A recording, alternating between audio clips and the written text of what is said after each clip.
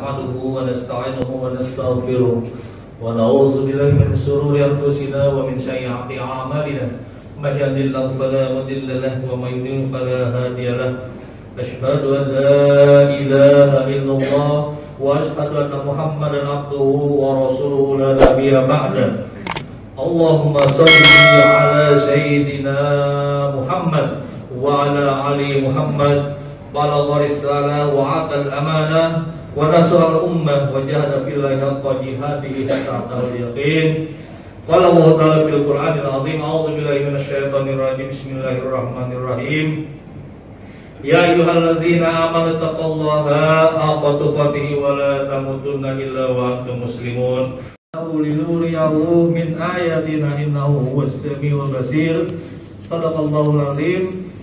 Hadirin jamaah sidang salat Jumat yang sama-sama dimuliakan Allah Subhanahu wa taala. Pertama-tama marilah senantiasa kita panjatkan puja dan puji syukur kehadirat Allah Subhanahu wa taala karena berkat limpahan rahmat hidayah dan juga nikmat yang masih diberikan kepada kita hingga saat ini. Dan tentunya beberapa nikmat Allah yang masih bisa kita rasakan, yaitu nikmat iman, nikmat Islam dan juga nikmat kesempatan. Semoga nikmat-nikmat ini bisa kita rasakan dan bisa kita syukuri serta bisa benar-benar kita manfaatkan adanya sehingga kita bisa menjadi manusia-manusia yang selamat di dunia dan akhirat. Amin ya rabbal alamin. Sidang salat Jumat yang sama-sama dimuliakan Allah Subhanahu wa taala, tidak henti-hentinya khatib berwasiat kepada diri khatib pribadi dan juga kepada jamaah sekalian pada umumnya, marilah senantiasa hendaknya kita tingkatkan keimanan kita, iman dengan sebenar-benarnya, iman yang mukhlishina lahuddin, iman yang benar-benar seikhlasnya kita kepada Allah Subhanahu wa taala. Karena tidak ada bekal yang akan kita bawa, tidak ada sesuatu yang akan kita bawa kecuali keimanan dan ketakwaan kita dalam menghadap Allah Subhanahu wa taala. Dan itulah sebaik-baik bekal, itulah sebaik-baik apa yang kita bawa untuk menghadap Allah Subhanahu wa taala. Hadirin jamaah sidang salat Jumat yang sama-sama dimuliakan Allah Subhanahu wa taala, tidak terasa kita pada hari ini telah memasuki bulan Rajab dan insyaallah pada hari ini pun bertepatan dengan 17 Rajab. Dan tentunya kita sebagai seorang muslim harus dan selalu bergembira karena Rasulullah SAW mengingatkan kepada kita bahwa beliau senantiasa berdoa, Ya Rabb, Allahumma balikna fi Rajab wa Sa'ban. Ya Allah, berkahilah kami di bulan Rajab dan bulan Sa'ban, wa balikna, dan sampaikanlah kami di bulan Ramadan.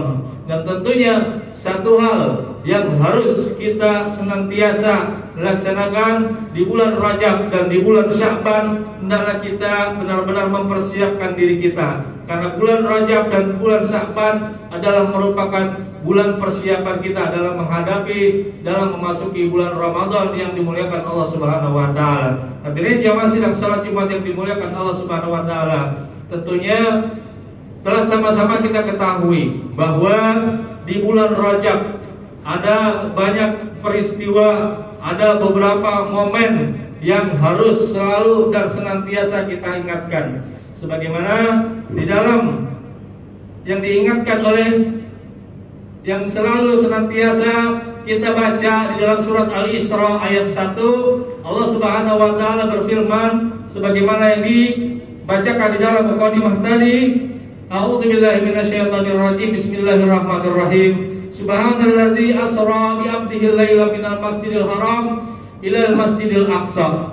Maha suci Allah yang telah memperjalankan hambanya yaitu Muhammad Rasulullah sallallahu alaihi wasallam pada malam hari dari Masjidil Haram ke Masjidil Aqsa. Ada sebuah momentum yang harus senantiasa diingatkan kepada kita, di mana di dalam peristiwa Isra dan Mi'raj yang bertepatan jatuh pada tanggal 27 Rajab adalah merupakan momen sebuah keistimewaan kita sebagai umat Islam. Karena ada dua momen yang sering diingatkan melalui peristiwa tersebut. Yang pertama adalah momen bagaimana kita diingatkan oleh Allah Subhanahu wa taala dan Rasulnya untuk senantiasa melaksanakan perintah sholat.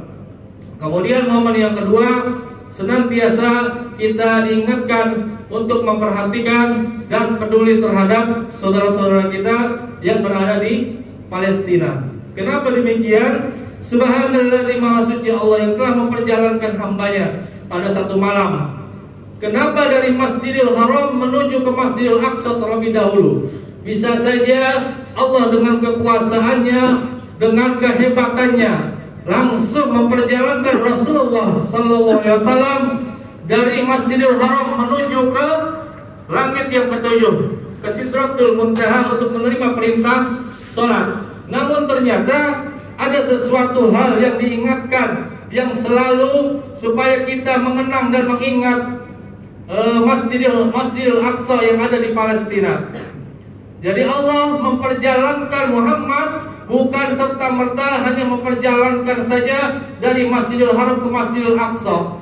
Ada rahasia yang barangkali jarang sekali kita ketahui. Ada apa di Masjidil Aqsa? Yang pertama, Rasulullah SAW disinggahkan atau dimampirkan oleh Allah di Masjidil Aqsa untuk melaksanakan sholat 2 rakaat, untuk melaksanakan sholat sunnah, di mana Rasulullah mengimami 300 Rasul dan 1240 dan 1240 Nabi. Ini adalah rahasia yang barangkali diingatkan, sengaja diingatkan oleh Allah melalui surat Al-Isra.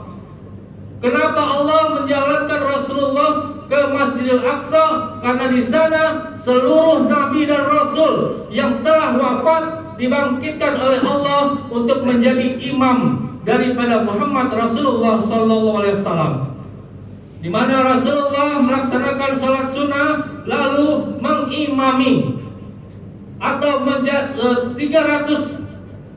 Rasul dan 1240 Nabi menjadi makmum dari Muhammad Rasulullah SAW. Sebelum Muhammad diperintahkan langsung untuk menaiki Burak lalu menuju ke Sidratul Muntaha. Ada sebuah sejarah, ada sebuah hikmah kenapa Rasulullah disinggahkan ke sana. Masjidil Aqsa adalah merupakan momen daripada bagaimana kehormatan umat Islam ada di Masjidil Aqsa. 2 masjid yang senantiasa disebut oleh Allah, Masjidil Haram dan Masjidil Aqsa.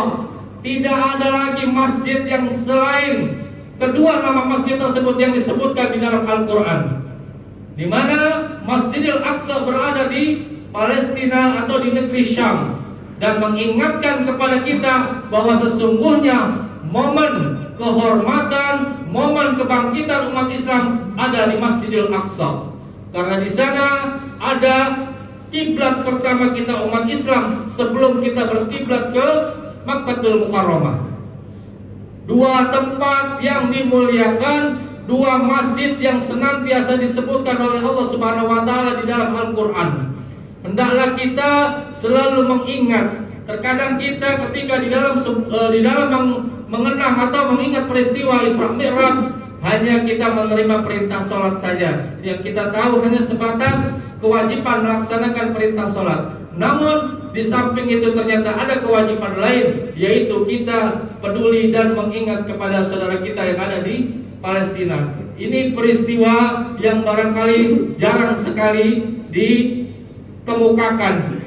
Kenapa demikian? Bisa saja seperti yang saya katakan tadi, bisa saja Rasulullah dilangsungkan atau diangkat oleh Allah menuju ke Sidratul Muntaha. Namun ini harus mampir dulu ke Masjidil Aqsa. Kenapa demikian? Rahasia yang lain selain Masjidil Aqsa adalah merupakan kiblat pertama umat Islam. Masjidil Aqsa juga merupakan poros bumi. Antara bumi dengan langit itu menjadi poros, dan porosnya ada di Masjidil Aqsa. Ini adalah rahasia kenapa Allah memperjalankan Rasulullah singgah dulu, mampir dulu ke Masjidil Aqsa. Karena ada beberapa rahasia yang ingin disampaikan, yang ingin diingatkan kepada kita sebagai manusia. Barangkali banyak yang terlupakan. Inilah kenapa beberapa poin, beberapa hal penting yang harus selalu kita ketahui dan harus selalu kita ingat bahwa sesungguhnya Masjidil Aqsa adalah merupakan tempat yang dimuliakan oleh Allah, sebagaimana yang disampaikan di dalam surat Al-Isra tadi. Barakna haulahu, negeri yang diberkahi oleh Allah Subhanahu wa taala, negeri yang senantiasa Allah rahmati. Jadi walaupun saat ini kondisi Masjidil Aqsa atau kondisi Palestina dalam kondisi yang tidak nyaman, namun mereka yakin bahwa mereka senantiasa diberkahi oleh Allah Subhanahu wa taala dan mereka senantiasa dirahmati oleh Allah Subhanahu wa taala. Karena mereka merasa bahwa apa yang mereka jaga adalah merupakan kehormatan kita umat Islam yang bernama Baitul Maqdis ataupun Masjidil Aqsa. Ini adalah merupakan momen bagaimana kita diingatkan di dalam peristiwa Isra dan Mi'raj. Dan tentunya beberapa hal atau beberapa keistimewaan dari Masjidil Aqsa, beberapa keistimewaan dari negara yang bernama Palestina, di antaranya juga salah satunya negeri Palestina merupakan Ardul Anbiya, negeri di mana banyak dilahirkannya para nabi. Dan tentunya kita sebagai umat Islam memiliki peran, memiliki keutamaan untuk selalu memperdulikan dan menjaga Palestina supaya tidak sampai terjadi, supaya tidak jatuh ke tangan para penjajah. Mungkin inilah kenapa Rasulullah SAW, hikmah dari Rasulullah disinggahkan dulu di Masjidil Aqsa, lalu kemudian melaksanakan sholat 2 rakaat, mengimami para nabi dan rasul, lalu kemudian Allah mengangkat untuk menerima perintah kewajiban kita melaksanakan sholat 5 waktu. Barakallahu li wa lakum fil Qur'anil azim wa nafa'ani wa iyyakum bima fihi minal ayati wa zikril hakim. Aqulu qouli hadza wa astaghfirullahal azim. Allahumma ala sayyidina. Alhamdulillahilladzi hadana li hadza wa ma kunna linahtadiya laula an hadana Allah. Asyhadu an la ilaha illallah wa asyhadu anna Muhammadan abduhu wa rasuluhu la nabiyya ba'da. Allahumma shalli ala sayyidina Muhammad wa ala ali Muhammad kama shallaita ala Ibrahim wa ala Ibrahim wa